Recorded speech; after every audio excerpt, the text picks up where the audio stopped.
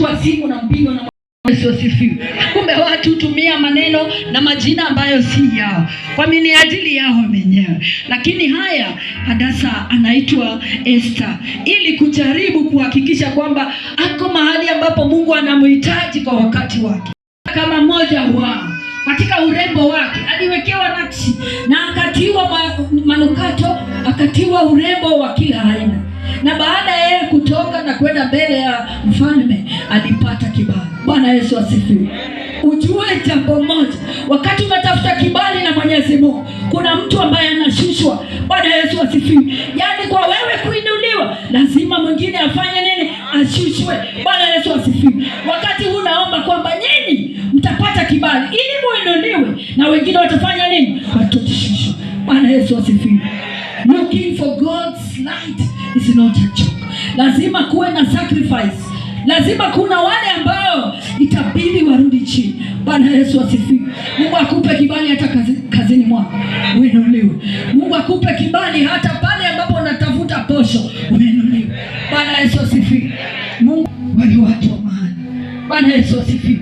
Nakwambia jambo lingine, baada ya Esther kwenda mbele ya mfalme alipendezwa na yeye na akasema ni huyu mimi nataka. Mungu akupe kile kibali.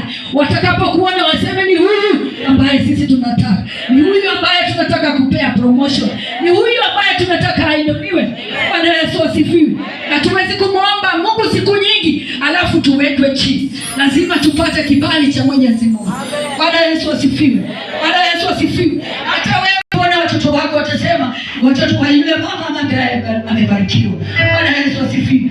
Watakapoona watoto wako wakiinuliwa, baba atapewa jina mpya, ataitwa baba ya kina fulani, baba ya mtu ambaye amebobea. Bwana asifiwe. Tunaanza kurelax. Bwana Yesu asifiwe. Hata alifika pale akaona urembo.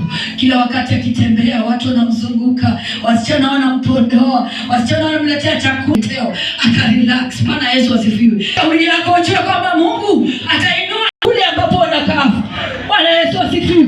Kwamba hata marafiki wako wasipokuwa msaada kwako, Mungu anakutengenezea mtu mwingine ambaye atasimama na wewe. Bwana Yesu asifiwe. Mtu mtoka na yeye nyumbani mkakuja mkambiana unatafuta kazi.